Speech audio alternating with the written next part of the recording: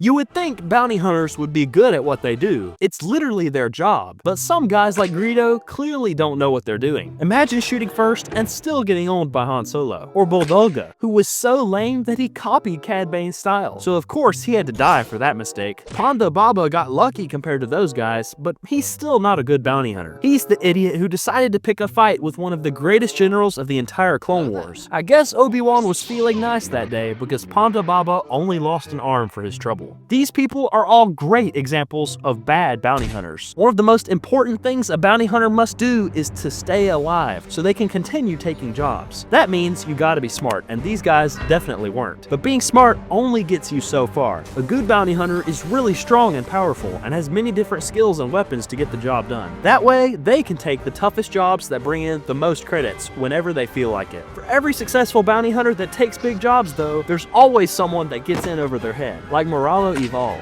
He's the evil genius who designed the box and led the team of elite bounty hunters that managed to kidnap Chancellor Palpatine. Just based off that alone, you'd think he'd be pretty high on this list. However, you have to remember that at the beginning of that Clone Wars arc, he was in prison, and by the end of the story, he's back in prison to serve a life sentence, which as far as we know, he lived out to his death. In contrast, Boushh seemed to think he could work alone, but reality hit Boushh like a truck when he tried to take on Leia, Chewbacca, and R2-D2 by himself. Funnily enough, R2 knocks him out, which is how Leia gets a hold of his armor to use as her disguise in Jabba's palace. Supposedly, he had a reputation as a great hunter, but I kinda doubt it after this one. Chada Hioki must have had some kind of reputation too, since Count Dooku hired him to assassinate Padme as part of a plot to stop a Senate bill from being passed. And yet, the dude loses to Padme in a fist fight, and he has a knife. He and his partner Robo Nino managed to get away before they're arrested, but for some reason they thought it made complete sense to try and assassinate another senator just a day later. And for some reason they decided to do it in the Senate building itself, a place with more security than anywhere in the galaxy. So of course Chada Hioki is arrested along with his partner. Speaking of which, Robo Nino is next on the list, and he's only higher than his partner because of his crucial role in the Senate hostage crisis. But if your job is to kill people, I think you ought to be a little more competent. That's just me though. Toro Calican was a little more competent, but he made the mistake of going after targets that were way out of his depth. This dude was super desperate to get into the Bounty Hunters Guild. Rather than build up his reputation slowly, he wanted a big job right away. So logically, he goes after the legendary assassin Fennec Shand for his first target, and then somehow he manages to capture Shand. You'd think he'd stop there before his luck ran out, but instead he decides the best option is to kill Shand and double-cross his partner to kidnap Grogu and secure yet another massive bounty. But naturally, Mando takes out Calican with ease. The bounty hunter Castus got a big job easily, and after being successful, he still tried to double-cross his partners. Aurra Sing thought it'd be a good idea to bring him along with Bossk and Boba Fett to try to kill Mace Windu. The group was good enough to take down an entire Republic Star Destroyer and take an admiral and a clone commander hostage. By this point though, Castus thought things had gotten out of hand, which honestly I can understand. Surprisingly, Aurra Sing decides to be a decent person for once, and says she'll let Castus off at their next stop, no questions asked. Seems like a great deal, right?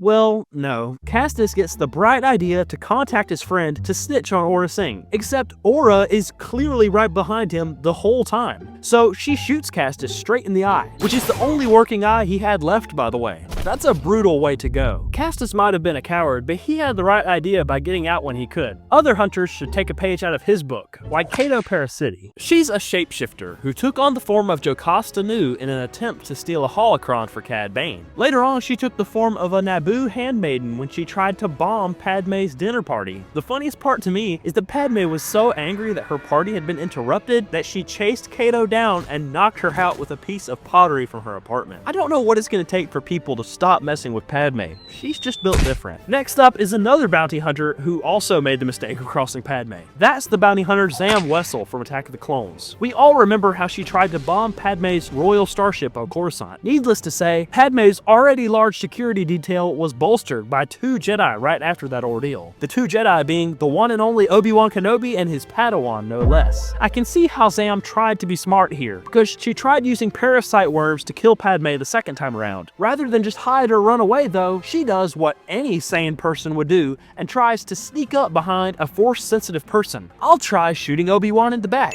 That's a good trick. My glorious king wasn't gonna fall for that, obviously. Anyway, next up is a group of 4 bounty hunters that teamed up to protect a village on Felucia from Hondo's gang. The worst one out of the group was Rumi Paramita. The reason I say she's the worst is because she was the only hunter to die during the job. Basically, Hondo's pet happened to fire a tank's cannon at the rooftop she was posted up on, which destroyed the building and killed her. Dying to one of these salacious crumb guys would suck. You wouldn't catch me going out like that. The second member of the group was Embo. We'll get to him later. Third is this little guy named Serapis. To make up for his size, he used this massive mech machine to get around. I always thought this mech was so cool when I watched the Clone Wars as a kid. And finally, the leader of the group is this Zabrak woman named Sugi. But after that job, Sugi's crew was hired to protect the Hutts on Nal Hutta. That's when Darth Maul, Savage Opress, and the Death Watch arrived to take over. Sugi and her crew fought well, but eventually they had to give up and run. You're not gonna beat 2 Sith Lords and some of the best warriors in the galaxy head on. At this point in time, Sugi's crew overlapped with what remained of the Krayt's Claw group. This is the team of bounty hunters led by Boba Fett that appeared in the Clone Wars Season 4. Notable members of the group included Bossk, Dengar, and even Asajj Ventress. Ventress only joined the group because she killed one of its members,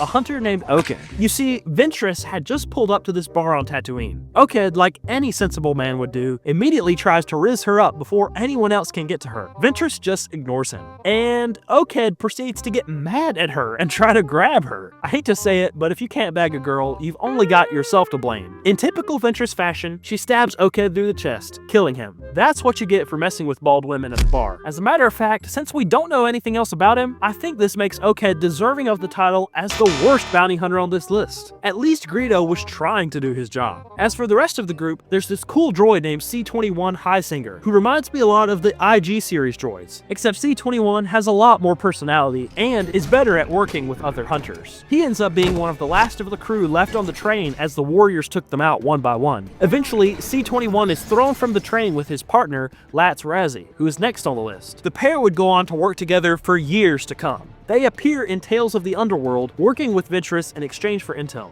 The last time we heard about Highsinger is sometime between the events of Episode 4 and Episode 5, when he was hunting the infamous Dr. Aphra. As for Latz Razzie, she would go on to form her own crime ring, named the Razzie Syndicate after herself. She definitely has a small ego. The thing is, you don't have to risk your life as a bounty hunter working for crime syndicates to get money. With Coupert, the sponsor of this video, you can save money with just a click. Now you might think, oh, this is just another one of those extensions.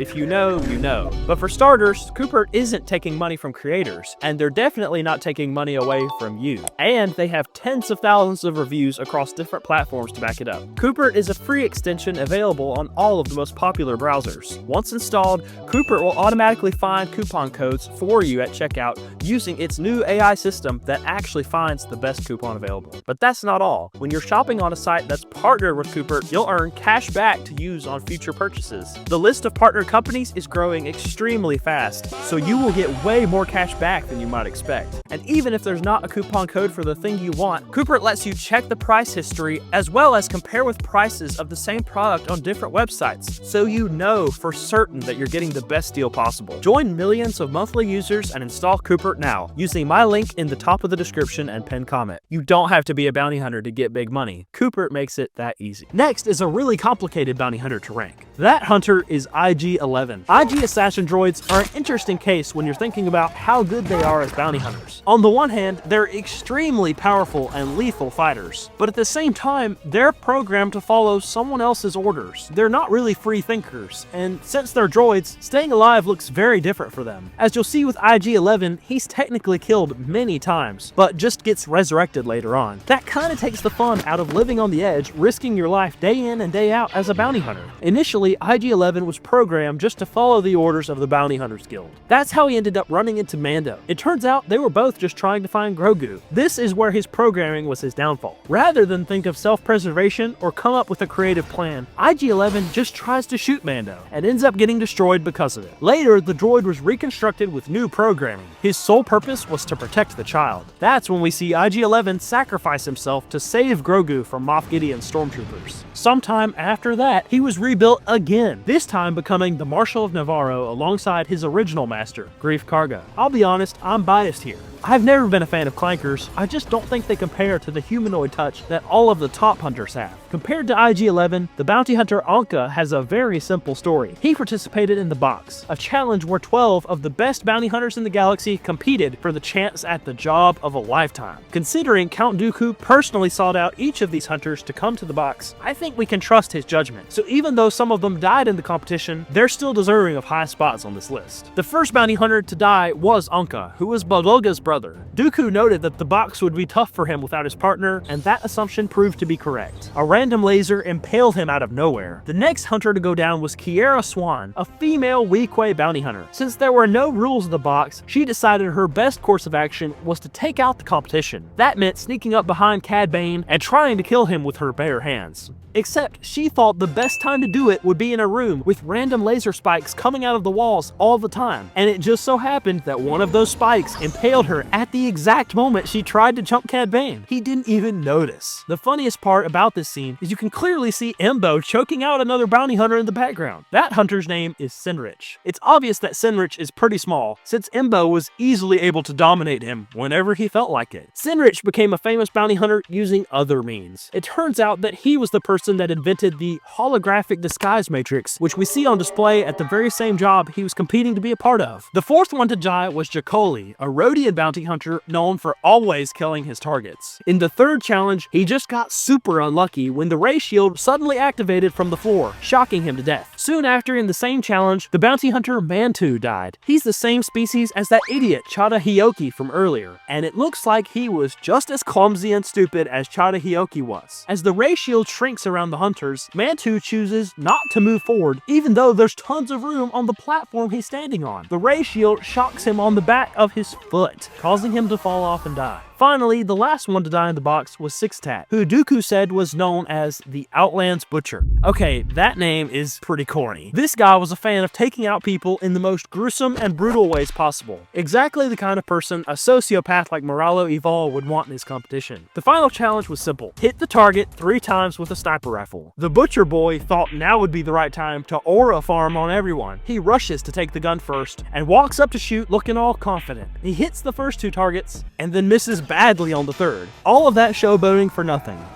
But I can't deny that he was probably a really great bounty hunter, the same as the others who died in the box. Rako Hardeen was another one of those hunters who got invited to the box. Rako Hardeen was widely known as the marksman of Concord Dawn. Considering Concord Dawn was the home of the Death Watch, anyone who's considered a good shot from there must be really good. Because of that, the Jedi thought Rako would be the right person to hire to kill Obi-Wan in order to fake his death. Then, days later, the Jedi kidnapped him after he'd gotten drunk at a bar on Coruscant. That's how Obi-Wan was able to steal Hardeen's identity to sneak into the box. Believe it or not, he's far from the only bounty hunter that the Republic hired during the Clone Wars. As a matter of fact, the Republic hired many hunters to help out with training clone troopers on Kamino. The bounty hunters Bric El-Les are good examples of this. They were the bounty hunters working alongside Shaak Ti when Domino Squad, consisting of Fives, Echo, and Heavy, came along. Now, based off the criteria for being a good bounty hunter, technically these guys don't really fit the description. We don't see them doing tons of big jobs or showing off their skills and taking out big targets. But I feel like there's something to be said for stable employment. You know these guys are making bank doing what they do. Plus, I assume the Kaminoans wouldn't just bring in some random to be drill sergeants for the Grand Army of the Republic. I bet Bric and El-Les both had great careers bounty hunting before they switched to this line of work. That's exactly what Greef Karga did. He started out as just your average Joe in the Bounty Hunters Guild. Then he worked hard enough to become a guild master, in charge of the hunters at Navarro. Everything's going great for Karga, until Mando decides to save Baby Yoda rather than collect the bounty. The Imperials who had offered the bounty were really mad that Grogu hadn't been brought to them as promised. So the Imperial remnant took over Navarro, and Greef Karga was forced to run with what was left of his business empire. Eventually, with the help of Mandalorians, Navarro was freed from the Empire, and Karga came back with a promotion. He was now the High Magistrate of the entire planet. The fact that he was able to survive as long as he did is honestly pretty surprising. It's just a testament to Greef Karga's skill and knowledge as someone who spent his entire life bounty hunting. And I love the fact that he was played by the legend himself, Carl Weathers. He added so much personality to this character. I could say the same about Tobias Beckett, who's played by my guy Woody Harrelson. Other than having an oddly real-world sounding name, there's not many bad things I can say about Beckett. He's an absurdly talented talented thief who specialized in heists. Beckett gained massive notoriety for being the man who killed Aurra Sing. Now, you might be asking, hold up, Master Eli, Beckett's not a bounty hunter. And well, you'd be right. Sort of. You see, technically, a bounty hunter isn't just someone who hunts down targets to collect bounties. They can also take on a variety of other jobs for the right price. This includes protecting clients, stealing goods, and more. The Krayt's Claw gang being hired to protect the train is an example of this. For those reasons, I think Beckett can still be included on this list. That's why I ended up putting Moralo Evol on the list from earlier. He was the creator of the box, and one of the best bounty hunters that finished the challenge was Twazzi. Dooku noted that she was so skilled that she received praise from Chancellor Valorum himself. I don't know why he'd be talking the likes of her, but that's besides the point. During the job to kidnap the Chancellor, she was definitely the least skilled out of the top 5 hunters, though. That's why she was given the job of shapeshifting into the Chancellor to throw off the Jedi while Cad Bane escaped with the actual Palpatine. This meant that Twazzi was forced to be right next to Mace Windu and Anakin. Rather than keep up the disguise, she just punches Anakin in the face. As Anakin once said, "You don't want to make me angry." And well, she did exactly that. So, Anakin cut her arms off. The bounty hunter Derrown did a much better job of handling Anakin than she did. Derrown was a Parwan, an octopus-like species that walked on tentacles. He was able to fit into pretty much any space because of his build, and was able to stick to surfaces and climb vertically at very high speeds. Those same tentacles could also shock opponents on a whim, making Derrown a lethal threat even without weapons. He even had the nickname the Exterminator. Normally, I'd say that's pretty corny, but Derrown clearly deserved the title. I think this guy is super cool, and I really hope they include him in some future content. Another person I'd like to see more of is Cradossk. He's the father of Bossk. Later on, during the reign of the Empire, Cradossk would eventually become the head of the Bounty Hunters Guild Council. It was widely known that Cradossk was getting extremely rich from these ventures, making him one of the wealthiest bounty hunters of all time. With that in mind, I've got to put him up here, but until he starts making actual appearances, Cradossk fits just fine right here. The Bounty Hunters Guild weren't the only ones making enormous profits while the Empire ruled, though. Other organizations like Crimson Dawn were doing very well for themselves, thanks to their own elite bounty hunters like Deathstick. Okay, first of all, I just have to comment on this name here. When I was reading the comics she was in, I immediately thought of Taserface from the Guardians of the Galaxy. She definitely deserved to be made fun of like he did. I mean, it's basically like if someone was named Cocaine or Cigarette in the real world, right? Anyway, aside from having a stupid name, Deathstick was actually a pretty awesome hunter. She's a former Night Sister, one of the few that survived Grievous' invasion of Dathomir. She used her talents as an assassin to find work for Crimson Dawn after Darth Maul's death. Deathstick was Kira's main representative in the tangled mess that was the War of the Bounty Hunters, which is the name for the chaos that ensued when practically every bounty hunter in the galaxy fought to get a hold of Han Solo frozen in carbonite. Throughout the comic series, Deathstick goes head-to-head with almost all of the top hunters you could think of, including Dengar, Valance, and Boba Fett. She even helped protect Kira from Darth Vader at Crimson Dawn's auction when they tried to sell Han to the highest bidder. Considering she hung out with some of the best in the business, I think she deserves this ranking. Just like Deathstick, another great assassin is Fennec Shand, who was perhaps one of the deadliest martial arts mercenaries in the galaxy. We first see Fennec Shand go head-to-head with Cad Bane in a 1v1. It was a close quarters fight that played right into her skill set, and Cad Bane was getting old at the time. So while I don't consider this an insane achievement for her, you can tell that she has Cad Bane's respect, and that's tough to earn. But the next time we see her is in The Mandalorian, when she somehow got tracked down and captured by Toro Calican. I hate to say it, but any good hunter shouldn't have let themselves get into a situation like that. She should have died right then and there if Boba Fett hadn't randomly showed up to save her life. Now, I know most bounty hunters have plenty of lucky moments throughout their careers, but this one has to be one of the luckiest in my opinion. Despite those failures, Fennec Shand is still great because she's easily one of the best fighters in the galaxy. There's not many people who could hold their own against her in any kind of situation. Coming in at the number 15 spot is Dengar. Dengar is an awesome bounty hunter, no doubt about that. But the more I read about him, I started to realize he's really stupid. As a young man, he participated in swoop bike racing, in which he suffered many severe head injuries. That's why we see his head permanently wrapped in this massive cast. Any sane person would take it easy after that, but Dengar decided to make more money and go into bounty hunting. During the Clone Wars, he worked with Krayt's Claw and Sugi's crew, mostly serving as a hired gun. Because of his numerous injuries in his incredibly long career, Dengar decided to undergo a ton of intense surgeries to get cybernetic enhancements in a last-ditch attempt to keep his place as an elite bounty hunter. These surgeries left him scarred and deformed. It was rumored that Dengar changed his name to Hrothgar Deng. This sad little blob we see here in The Rise of Skywalker may be all that's left of Dengar at this point. He also pops up multiple times in Return of the Jedi in Jabba's palace, and of course, he was on the Executor right before the hunt for Han Solo began. 4-LOM was also there on the Executor in Episode 5. He looks like your average droid, but there's much more to 4-LOM than meets the eye. Essentially, a glitch in his programming allowed 4-LOM to override and eventually rewrite his own programming. To make a living for himself, he turned to bounty hunting. He became partners with the legendary Zuckuss, and the two captured many high-profile targets. This duo were major power players in the War of the Bounty Hunters as well. For those of you who haven't read the comics, let me explain something really quickly. In Episode 5, we see Boba Fett leave Cloud City with Han to take him to Jabba. By Episode 6, we see Han and Boba chilling at Jabba's palace. But in between that, this huge story goes down. Basically, on behalf of Crimson Dawn, Qi'ra manages to steal Han from Boba. The hunt that Vader had ordered was now resumed. Qi'ra decided to try and auction off Han to the highest bidder in an attempt to steal a bunch of money from whoever was dumb enough to show up and buy.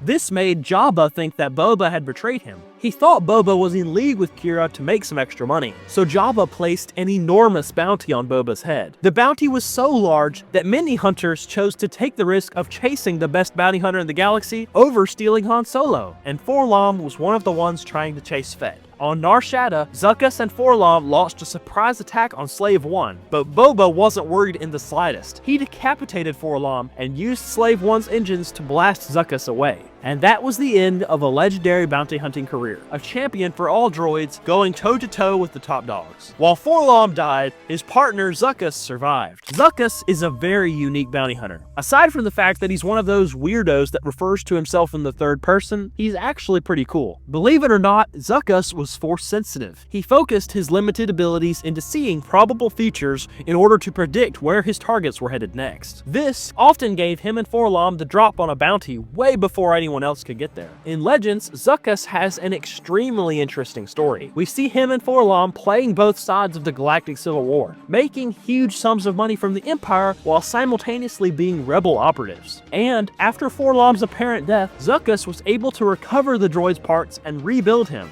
Now united, the two seemingly walked off into the sunset together, and that part of their story isn't written yet. Anyway, as you may have noticed, while I am focusing on canon events for this ranking, I'm gonna fill in some details for some hunters using Legends content. Many of these hunters have tons of stories about them in Legends, while there's only a paragraph or a cameo devoted to them in the real timeline. A great example of that is Beilert Valance, who only appears in comic books at the moment. Beilert Valance actually started out in the Imperial Naval Academy with Han Solo. The two were big-time rivals, until Valance crashed his TIE fighter on a mission. Han disobeyed direct orders from his commander to save Valance, which is why he was kicked out of the Naval Academy and put in the Imperial Army. This was the reason Han ended up on Mimban in the Solo movie. Because of his injuries, Valance had almost everything replaced except for his heart. Oh yeah, and he had pulse blasters in his hands just like Iron Man. The first thing that comes to mind when I look at this guy is, this is just the Star Wars Terminator, except Valance was introduced to the Star Wars universe in 1978, and the first Terminator movie came out 6 years later in 1984. With all of those setbacks though, the Empire decided Valance was no longer fit for service and discharged him. So he took up bounty hunting. Valance had unique motives during the War of the Bounty Hunters, since he felt he owed a life debt to Han Solo. At Qi'ra's Crimson Dawn auction, Darth Vader pulled up and took Han back for the Empire. Vader figured that Han would be a valuable set piece to lure Luke in another time, just like he had done at Cloud City. So Valance and Boba Fett snuck onto the Executor while an entire Hutt fleet attacked the Star Destroyer. Once Fett had retrieved Solo, he threw a thermal detonator at Valance, pretty much obliterating everything but a few metal body parts. I could go way more in depth with Valance's story, but there's just so much to talk about. You guys will have to leave a comment if you'd like to hear more about him. You would think IG-88B would have had a master, since he was a droid, but the moment he was given consciousness, he immediately killed all of the engineers that made him. IG-88's precision and consistency made him feared across the galaxy as one of the top hunters of his time, which is why Vader invited him aboard the Executor. The only hunter in that group that the droid considered his equal was Boba Fett. So IG-88 placed a tracker on Slave 1 and followed Boba to Cloud City. Little did he know, Fett was expecting someone to tail him. So Fett easily bested the assassin droid, leaving him for dead. When Chewbacca visits the scrap room to find R2-D2, you can see IG-88's remains up against a wall in this scene. What was left of him was reactivated by an Ugnaught. He took many more bounties from criminal organizations like Crimson Dawn and the Black Sun, including a crazy mission that ended in a 1v1 with Darth Vader himself. Believe it or not, IG-88 proved more than a match for the Dark Lord. Possibly as an act of revenge, IG-88B then infiltrated the second Death Star with its brothers, who were led by IG-88A. Together, they hacked the Death Star software and were actually at the point where they could use the hyperdrive and super laser whenever and however they wanted to. And that's exactly when the Rebel Alliance showed up and destroyed the Death Star, vaporizing all of the IG-88s in the process. If the Empire had won at Endor, I can only imagine the chaos these droids would have created. To kick off the top 10 is none other than Aurra Sing. Part of the reason she was so deadly as a bounty hunter was because of her past training from the Jedi Order. Sniping was her specialty, making her the go-to hunter for assassinations. If Aurra Sing had just watched this video, she would have known that it's never a good idea to go after Padme.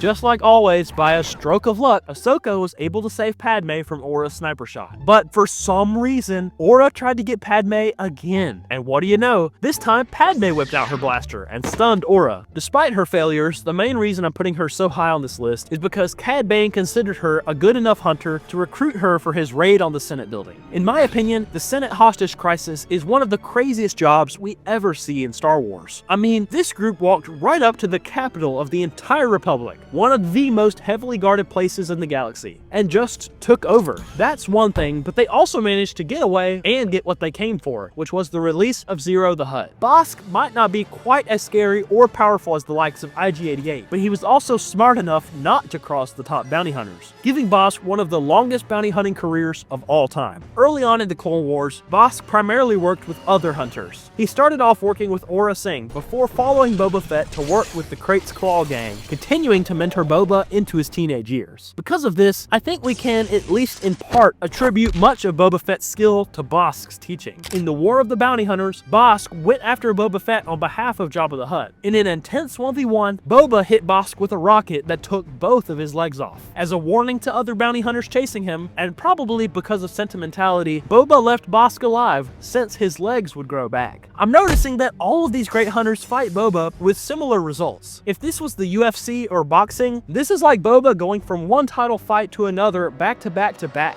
This man was on a generational run during this time period. Next up is Bossk's girlfriend, Asajj Ventress. At least, that's what Dengar said when Ventress joined the Krayt's Claw gang after she killed Oked. If that were me, I wouldn't see that as the huge insult that Bossk did. Ventress is kinda underrated, I'm not gonna lie. She's one of the few people who I doubt even Boba would have been able to beat. In my opinion, she's the most powerful bounty hunter of all time, given her force abilities. But her bounty hunting career was extremely short-lived. She really did just one big job with Krayt's Claw before she focused on helping Jedi to find the path after Order 66. In that sense, she's a bit of an anomaly given the criteria I gave you guys earlier, but I think we can let that one slide. We all know how great Ventress you can be. Someone you probably didn't know is one of the greats is Black Krrsantan. There's literally a Reddit post called, "Could Black Krrsantan take on a Wampa in hand-to-hand combat?" And all of the replies think that this dude would wipe the floor with Wampas, given they're roughly the same size. For context, a Wampa is usually around 9 feet tall, weighing as much as 500 pounds. In other words, Krrsantan is a beast. He instantly became a legendary hunter after he went toe-to-toe with Obi-Wan Kenobi. Krrsantan lived to tell the tale and got this awesome-looking scar on his forehead as a reminder to anyone who saw him. Taking a lightsaber to the face is no joke.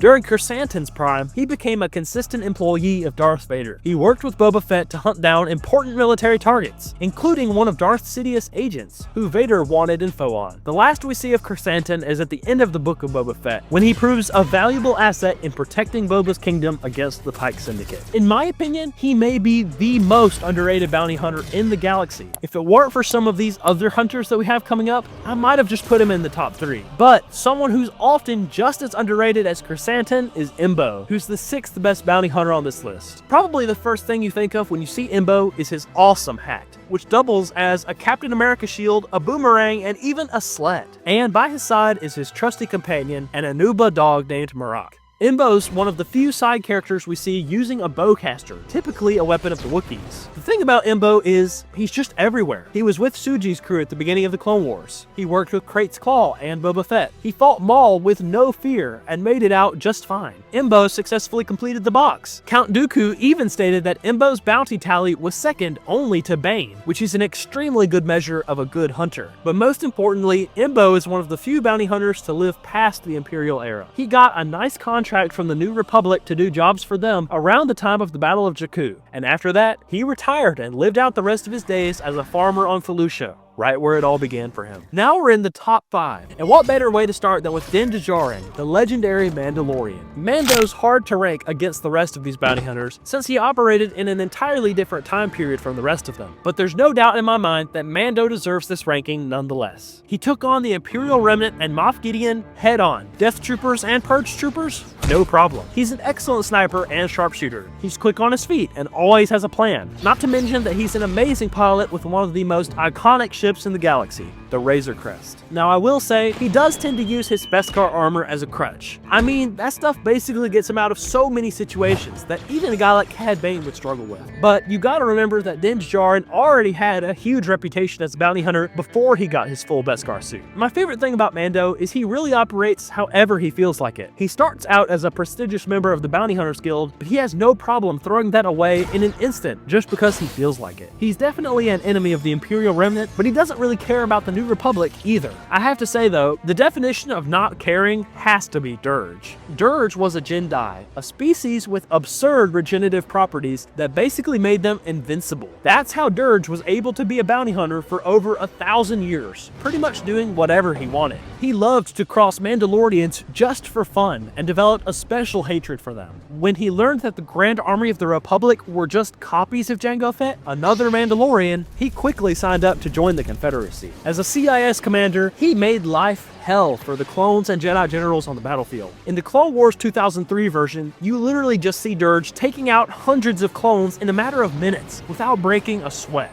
Obi-Wan manages to chop Dirge up, but that's no big deal. Dirge is back in fighting shape right away. But even Dirge was no match for the Chosen One's ingenuity. Anakin trapped Dirge in an escape pod and sent this pod straight into a nearby star, finally incinerating Dirge for the last time. Realistically, Dirge could be the #1 bounty hunter, but let's be honest, Legends is known for making characters notoriously overpowered, and most of his actual bounty hunting career isn't recorded, so I can't justifiably put him above the top 3. At the number 3 spot, I've got Jango Fett. Now, I'll be honest, there's definitely a case for Jango being #1. I mean, he killed 6 Jedi with his bare hands right in front of Dooku. From that moment on, Dooku knew he'd be the perfect template for the clone army. The fact that Jango was considered to be the perfect genetic father of a clone army is just a testament to how great he is. Up until the events of Attack of the Clones, he had by far the highest bounty tally in the galaxy, making him the most feared and respected hunter of them all. He even had Obi-Wan on the ropes at Kamino,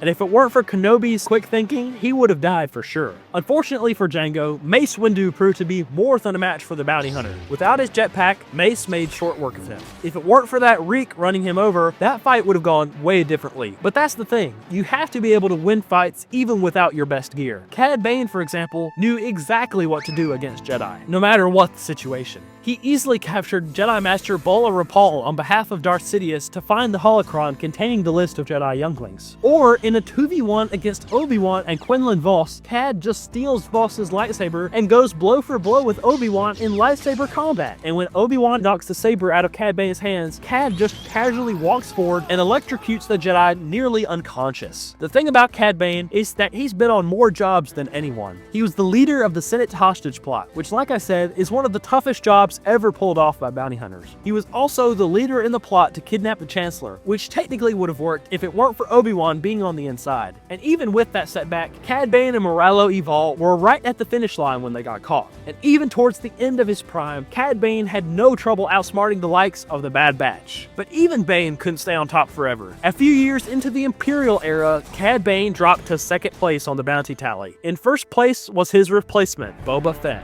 It's only fitting that Boba would be the one to take down Cad Bane once and for all. Initially, when I was reading the comics for this video, I thought I'd put Jango Fett at number 1, but the amount of times Boba just completely humiliates other bounty hunters that I consider to be great was nothing short of insane. And honestly, the reign of the Empire was probably the most competitive time to be a bounty hunter. Yet Boba Fett was clearly number 1 in everyone's mind.